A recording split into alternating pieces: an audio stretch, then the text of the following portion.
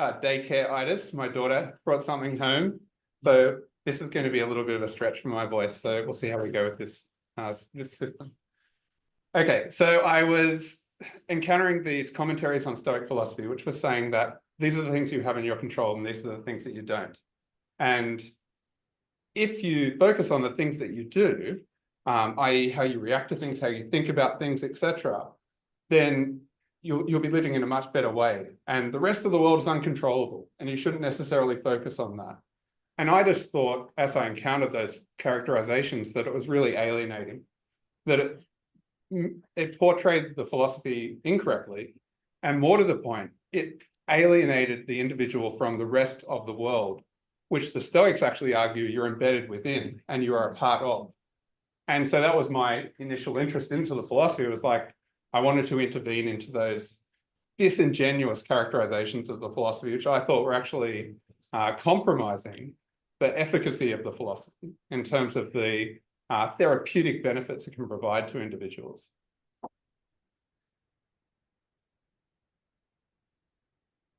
So you write that to live as a Stoic, to practice Stoicism, to undertake Stoic scholarship, is to be conscious of the dual modes of our rational selves and our social selves, of being social for the Stoics. So could you please outline how you see the relationship between these dual modes and how we can enact a relationship in practice? Yeah, so the dual modes are the dual social modes. One is the everyday social mode. We live in a country town, or we live in Melbourne. The people that we interact with, our everyday affairs, so to speak, being a citizen of a metropolis, whatever it is. And the Stoics are keen to recognize our roles, our duties as part of collective environments to our fellow citizens, etc. The other social side for the Stoics, which is more fundamental, concerns the recognition of ourselves as part of a bigger whole. So again, the Stoics are systems theorists. So they're looking at how we, as an individual node, fit into a collective thing, a bigger system. And interestingly for the Stoics, and interestingly for me in terms of my previous studies, they describe this in social terms. They describe this how we share kinship relations with other people. They don't simply talk about abstract relationships with other parts of a system, but they familiarize those relationships with other people. And we see this in Heracles' discussions around the circles of familiarity, for instance. That's a very popular one. This is a more interesting portrayal of being social for me, because it includes the universal sense of our membership in a society. It's not just the everyday going down to the high street, socializing with people who are in our local environment. So those are the two forms of social that the book is playing with. One is very localized and one is universal. So one of the things in your book concerns the part-whole framework. Each of us representing a part of a much larger whole. And you write, your mind is a fragment. So can you elaborate on this framing and how you see our minds from us and minds and lives from this Stoic perspective? Right. In this chapter in the book, I'm looking at something about ourselves that we think is quite individualized, which is our mind. And then saying, how do the Stoics actually frame this part of ourselves?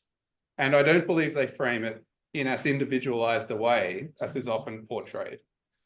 The mind itself is described by Epictetus and by Posidonius, not to mention Marcus Aurelius, as a fragment or a trace of a universal mind.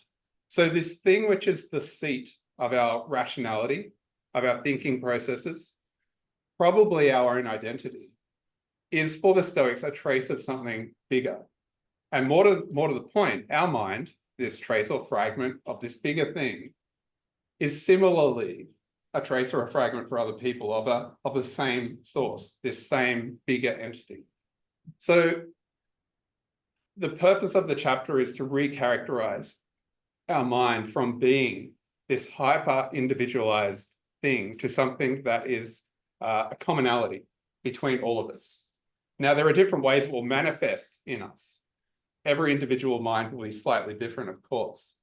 But the argument here concerns the source, the very constitution and the composition of the mind, and the ways in which the Stoics want to portray this as being taken from something other than ourselves.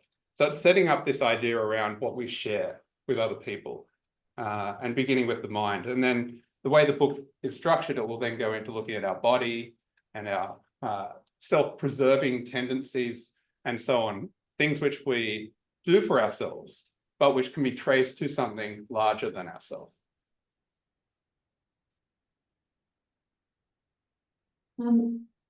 Now, and this is something that William touched on as well. So in antiquity, there were criticisms of Stoic philosophy by rivals such as the skeptic school, and these debates at the time helped to refine and develop Stoic understandings. Now, we're not likely to have to address skeptical criticisms, although maybe we have to at times, but the process of debate can help us to clarify ideas and processes. So could you please outline how a skeptic epistemology, a skeptic critique of Stoic epistemology, and epistemology being how we can know about the world, could be countered from a Stoic point of view? Yeah, it's interesting regarding the practical nature of this, isn't it? Does anyone identify as a skeptic? Kind of. The university where I work has a school, as in not a formal school, but for people who are interested in skepticism, which I think is notable that it survives in some kind. Regarding this question, though,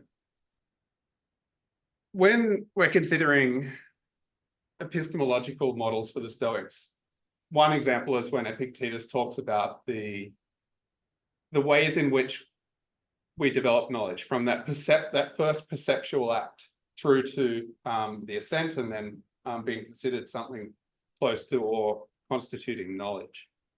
And one of the prisms through which we perceive initially are our preconceptions of things. So when we look at something, we're not doing it in a way that is in which there aren't preconceptions involved. Now, even though we're looking at something individually, we're looking at things through a prism of preconceptions which are universal. We all have access to them for the Stoics. We then apply them, though, individually. Now, Epictetus's argument is that when we apply these preconceptions, when we're looking at something, that perceptual act, we are looking at them and applying these. We're looking at something and we're applying the preconceptions in a way that reflects our education and our training. And the more that we have, let's say, studied Stoic philosophy, for instance, the more that we've been familiarizing ourselves with the ways in which you are meant to apply preconceptions will determine the adequacy of those perceptual acts leading to knowledge constructions. So the Stoics do say that it's possible to develop knowledge from perceptions, and it's contingent upon how we apply those preconceptions in the first instance. Now, the Pyrenean skeptics will argue that that isn't possible. That that development from perception to knowledge isn't possible because at the outset, when you apply the preconceptions in your perceptual act, you do so in a way that's biased. You do so in a way that's different from someone else. And there is no authority that can say that this person's application of the preconceptions is correct and this person's is not. So because we don't have that authority, we have to suspend judgment entirely. Now, the Stoics differ. They believe that we can actually develop knowledge. The skeptics don't, or rather the Pyrenean skeptics don't. And the Pyrenean skeptics will say, as a result, we have to suspend judgment. And that will be the main difference between the Pyrenean skeptics and the Stoics on the matter of knowledge. Yeah, obviously there's a lot more to be said about that. I'm also very mindful of your voice. So, is it okay? No, I mean, not straining your voice. Right, right. Yeah, just to maybe elaborate a tiny bit on that. The whole doctrine of preconceptions is something that maybe we should have a whole session on sometime because it's quite technical. But yeah, the Stoics did believe that we, as well as being born with capacity for pursuing and even attaining virtue, we're also born with a number of preconceptions. Our mind is formed to be able to have these prior ideas, or at least tendencies to ideas. And yeah, as I say, we could talk more about that. It's quite technical, but it does mean that they were more positive towards certain knowledge than some other schools. So this is one thing I love. Epictetus claims that each of us has been assigned a daimon, a guardian spirit by Zeus. And one of the things I love about your book was the discussion of the concept. You recall Socrates' daimon. And so what are some of the considerations around the daimon or the guardian spirit? And noting that some readings will be more or less acceptable to more or less theologically open-minded people in our community. Are people familiar at all with the daimon? I remember having a discussion actually with William Stevens a few years ago around the pronunciation and whether it was daimon or daimon. Show of hands, pardon? No. Sorry, it was daimons. I heard daimons, yeah. Well, I was saying daimons and he was saying daimons. It kind of connects, or it does connect to the earlier question regarding the mind and this idea that our mind is a trace of a universal mind for the Stoics and the humility that requires in a way in approaching the idea around our mind like that. The daimon does emerge before the Stoics. We see it in the Socratic dialogues. We see it in Plato's Apology for Socrates when he's about to be put to death by the Athenians, and Socrates says he has this voice in his head which tells him not what to do, but rather what not to do. And what it is telling him not to do in this instance, when he's facing these charges of corrupting the youth, etc., it tells him not to flee the city, to face the charges. So this daimon, this voice that is this daemon that he's hearing in his head, this voice is literally for them a trace of God. Whatever we think God is, there's a theological discussion around this that we can have later. But for this era of thought regarding the daimon, it is that it is a trace of God within you. Now, we see in the Stoics characterizations of the daimon through Epictetus, through Posidonius. Cicero's commentaries on the Stoics also talk about the daemons or the daimons. And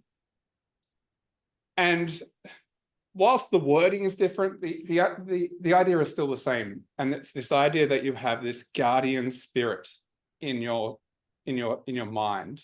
And that makes sense when we consider that the Stoics believe that our mind is a trace of a universal mind, and they also characterize that universal mind as God, as Zeus. Now, again, we can't map their understanding of God onto our understanding of God in the modern day, but the vernacular is there, and the vernacular is theological in terms of how we're looking back at it from the modern day. So you have this trace of something universal, this guiding spirit in your mind, and it tells you, in Socrates' case, what not to do. But the Stoics are a little more adventurous. Some of the language from Galen portraying Posidonius' characterization of the daemon is that it does tell you what to do. And either way, it is this trace that's embedded within your mind. Okay, so what I found interesting about that was when I was going through some older translations of the Stoics, one from the early 20th century actually, was that someone had translated the daemon not as a guardian spirit, but as a genius. Now, I thought that was interesting to call it our genius, because typically when we think of a genius, we think of someone who is separated from the collective, someone who's outstanding in a very particular way. There's something highly individualized about them, which we all look up. Whereas for this characterization of from the Stoics, the genius was so common everyone had a genius within them. And again, it was this guardian. They use the word angel at times as well, but it's internal. This isn't a transcendent part of ourselves. It's an internal part of ourselves. It's in our mind, but it's connected to something beyond our internality.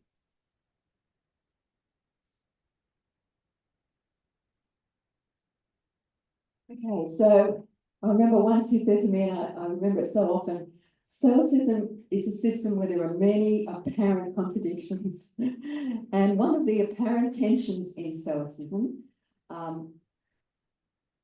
can arise from the materialist or corporeal physics, like the idea that there are only bodies, but which can still appear to have a range of non-body effects in the world. So again, we could have a whole session just on this, but how do you see bodies in this context? And well, as you write, how does rationality function as a system of physical substance? Yeah, it's interesting with the body, isn't it? Because the body has such a heritage in the philosophy. When Stoicism proceeds from the Platonic eras, we get a really different emphasis on the body. You know, Plato attacks materialists, and he attacks materialism because materialists will argue that everything that exists is bodied. And Plato says, no, there's things like the soul, there's things like justice. These things aren't bodied. When Zeno inaugurates the philosophy, let's say, through the characterizations of that inauguration from Cicero and to an extent from Diogenes Laertius, Zeno responds by saying, everything is bodied, including the soul, including justice. Only a body can cause. So the Stoics are materialists in a sense, because they set up this material structure. Remember I was talking about the system side of Stoicism? The system for the Stoics is material. Now, by material, I mean tangible, touchable, bodied. There are certain aspects of the Stoic world which aren't bodied, and I don't want to go into it too much because it's far too complex. But an example would be, and some of you will already know this perhaps, is that when one body causes something to happen to another body, the thing that is caused is what they call an incorporeal. It's a thing that isn't bodied. So one of the examples they use is when a knife cuts flesh, the predicate having been cut is not bodied. But the knife and the body and the cause and effect chain that creates that action is all bodied. Okay, so we need to make this a little more practical, don't we? So how does this relate to the everyday? What it means is that when you think, when you act, the bodies with which you move around the world, you do so with this flesh that is a substance that is a trace again of a bigger substance. Marcus Aurelius talks about the wax of the world. So the stuff that makes up you melting down and becoming a horse, and then melting down again and becoming a tree.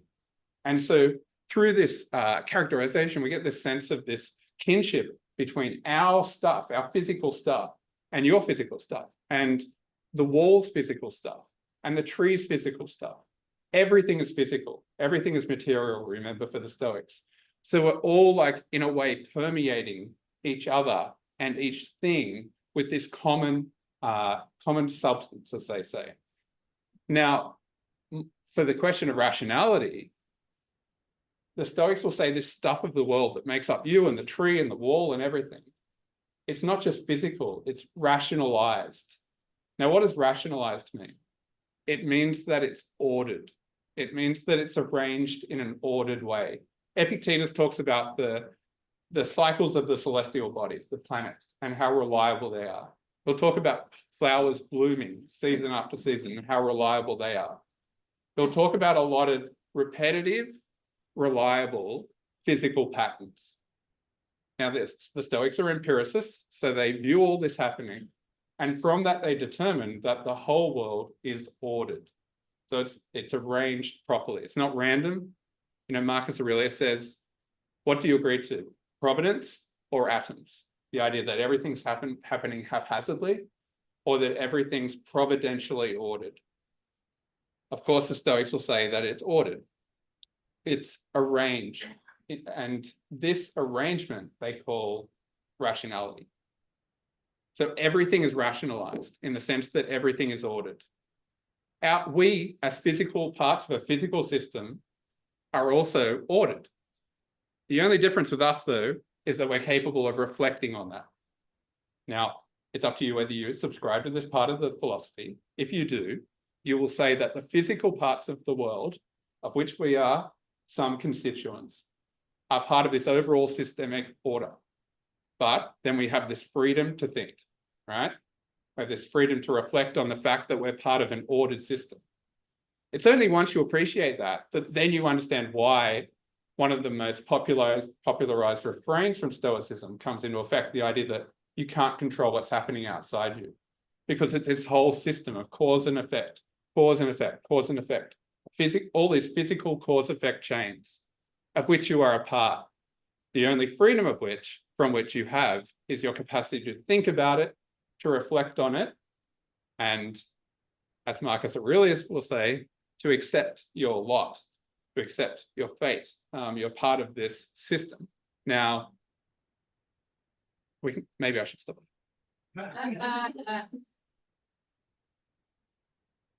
Chapter 4 is titled Caring for the Self is Caring for Others.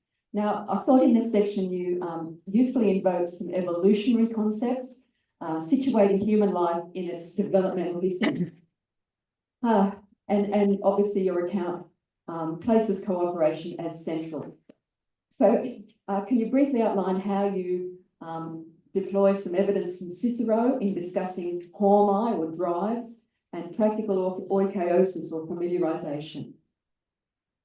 Okay, I'm interested in this because it gets into the notion of self-preservation. So Cicero is in a discussion with Cato the Younger, and they're discussing the role of hormai. So hormai are impulses. Our impulses to act is a very general way of describing that. One of the most primary, if not the most primary, is our self-preserving hormai, our self-preserving impulse. Self-preservation does not mean keeping yourself alive, but that could be a byproduct of being self-preserving. Self-preserving does not mean even keeping yourself healthy, although that might be a byproduct of keeping yourself of self-preserving. Self-preserving refers to how rationally you are living your life. If you take one thing out of today, I would say it's to remember that for the Stoics, to be self-preserving, to be just, to be virtuous, is to be rational. And one of the key elements of being rational is remembering that you are a part of a larger system. That's why, in a way, Stoic philosophy is such a philosophy of humility, I find.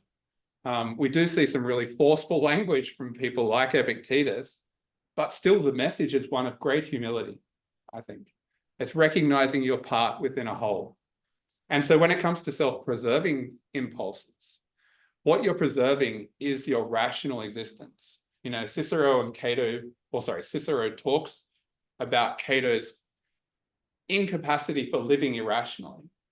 He was living under the era of Julius Caesar the tyrant and preferred to suicide than to live irrationally under his regime. Now, we do need to approach these questions really carefully, right? Because we're not suggesting in any way that suicide is a rational response. What the message of this, though, is that for the Stoics, to be self-preserving is to constantly being rational. And my message in the book is that the most important way that you can be rational day to day, moment to moment, is to remember your place within a system. And that's what I do. I don't necessarily consider myself to be a practicing Stoic. I'm just very interested in the philosophy.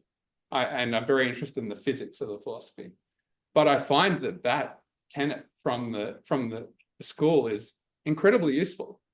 If I'm in traffic and I considered, like, I'm getting out, upset, frustrated, whatever it might be, it really helps to think, okay, I'm not the center of this universe. I'm one part of it.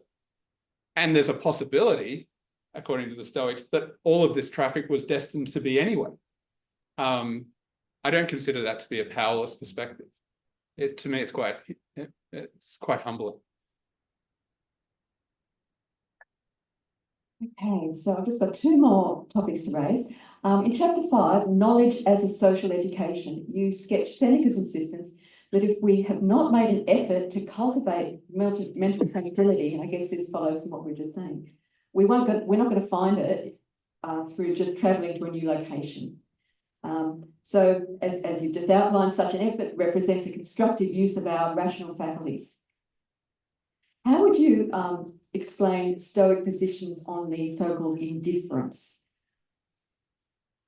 So I really enjoyed this part of writing this part of the book. It talks about, have any of you read Seneca's reflections on his holiday home in Momentum? So Seneca is, a few nods.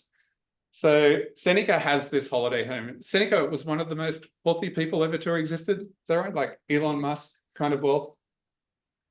And he has this holiday home in Momentum, which is, if you want to go there, it's in Italy. It's now called Mentana. It's in the Lazio region of Rome. And he is afflicted by something at the time, and mentally afflicted this is. He's torn. And so he thinks, oh, I can just go to my holiday home in Momentum, and the tranquil surroundings, the paddocks, the idyllic nature will help me.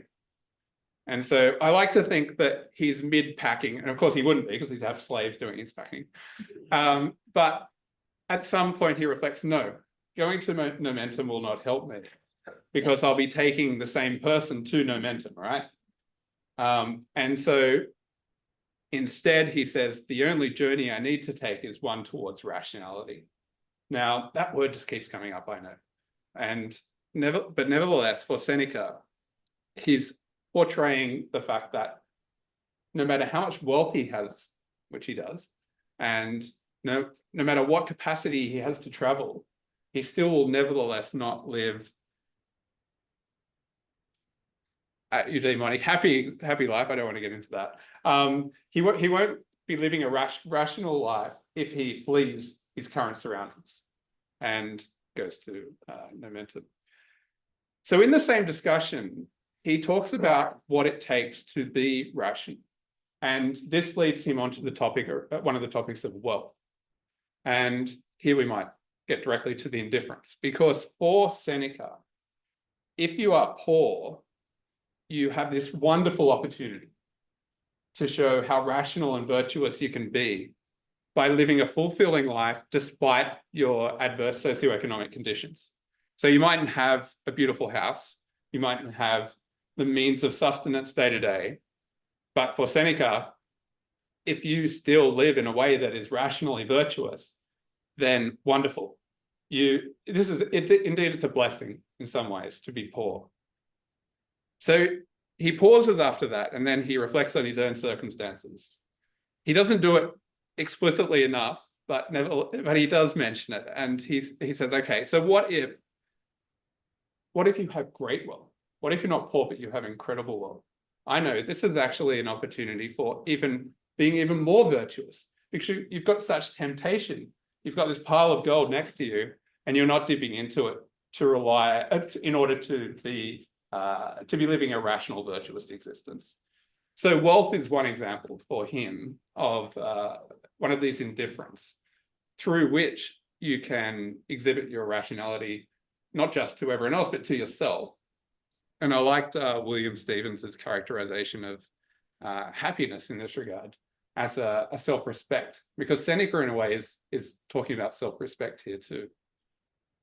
Yeah, and we remember that Marcus Aurelius kind of puts a slightly different spin on the idea, and he says, it's possible to live a good life even in a palace, underlining that in that circumstances, the temptations are so much greater, the pitfalls are so much more obvious and pervasive. So this kind of brings us to the last question I had, which was from your chapter, Collective Happiness.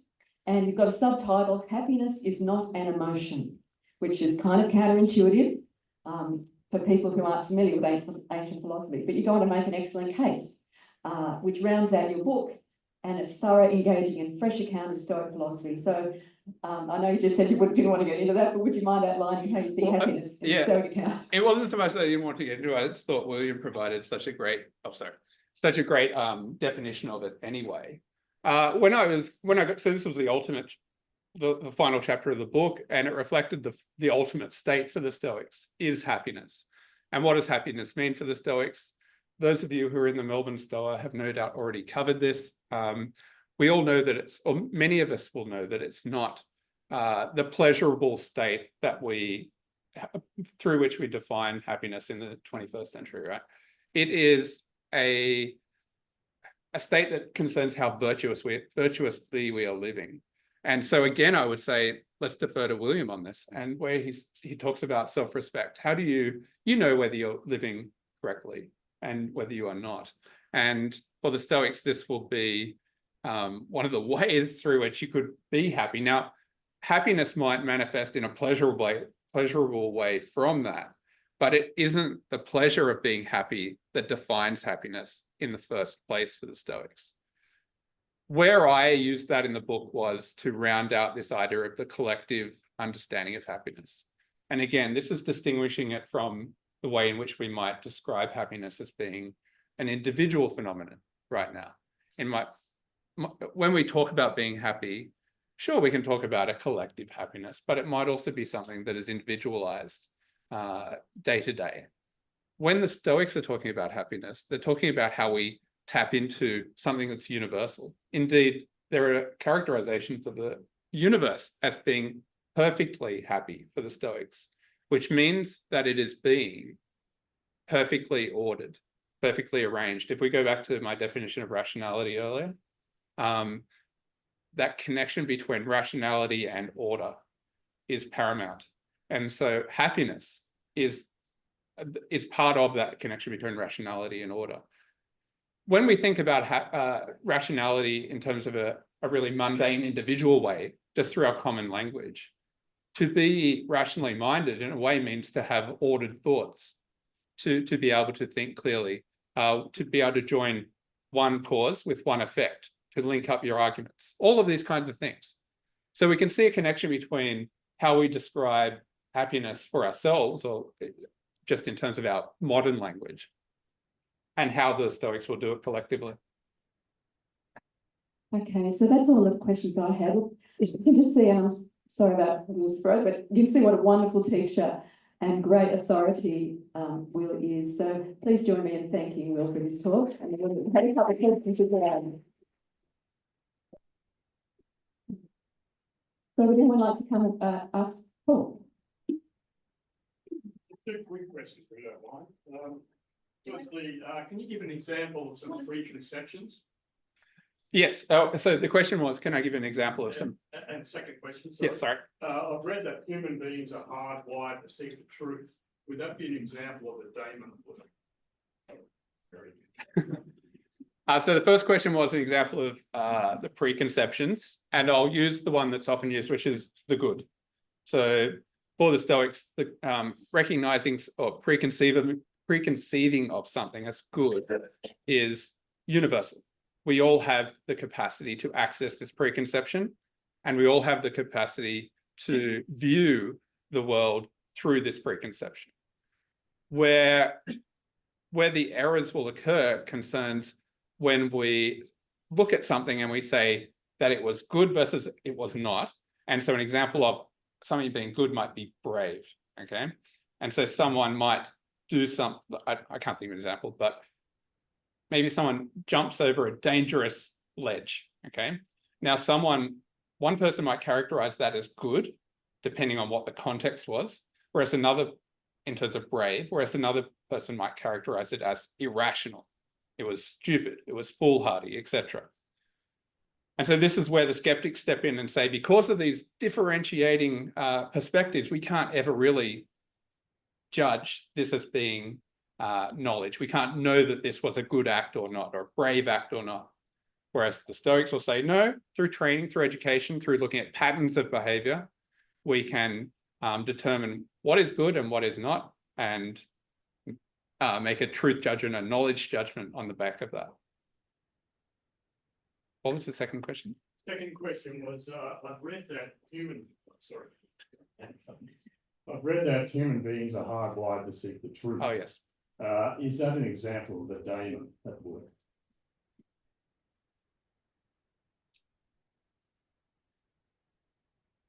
I haven't mentioned it in this session, but would this be where we would refer to living according to nature? What do we think? Yeah. It seems to be that's where we're hardwired, so to speak, for the Stoics, is this orientation, this default orientation to live according to nature, bearing in mind that nature means the system that I've discussed probably too often already during this session. So yes, I would say it's not necessarily down to the daemon, I think, but it's definitely down to our rational orientations, of which the daemon is a part. We might do one more question, then we're going to have a little break, which will allow us to prep for the next session. Yes, do you want to come up and?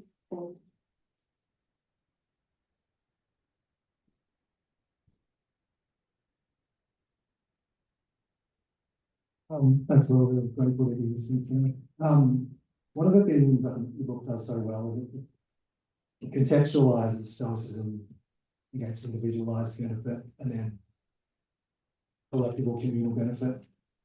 We often hear about Stoicism as something that can help us improve our communal orientations. I'm just really interested to hear what you have to say about those communal orientations being necessary for the way the Stoic conceive of nationality, rather than something that can benefit from that conception, if that makes sense. So not so much focusing on the benefit, but just the necessity of it. Yeah, I think often the communal benefits or the communal orientations painted as something that's secondary to what is often the individualized benefit, and you know, keen to hear your thoughts on whether that sort of paradigm is accurate for the Stoics, or whether that communal orientation is the primary or intrinsic part of the way they conceive of rationality. Well, I think it's primary and intrinsic. I didn't, when I wrote the book, it was staring me in the face, and it stares other scholars in the face too. Christopher Gill has written a lot about it, Anthony Long as well.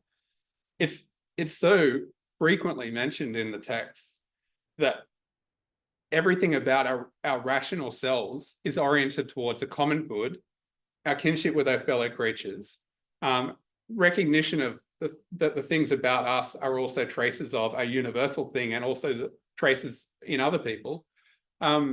It was unavoidable, and therefore for the Stoics it's absolutely necessary that we recognize our communal states. Being communal for me therefore didn't seem to be about social justice primarily. It wasn't that I then was impelled to go and help people as a response to reading Stoicism, but that will be the effect. But what's primary is just recognizing my kinship relations with everything and everyone. It sounds very lovey-dovey, but I think it's so clinical the way that they express it, and it makes sense. I'm not the author of my mind. I inherited it through biological, sociological, neurological means. I can be the author of how I use it, but that authorship of how I use it will be in tandem with, and indeed they use the word in tandem with, will be in tandem with this guardian part of myself, which is literally a trace of everything else. So again, for them, it's absolutely necessary. And I didn't think, even though the reading I provided has been described at times as, what was the word you used when you opened?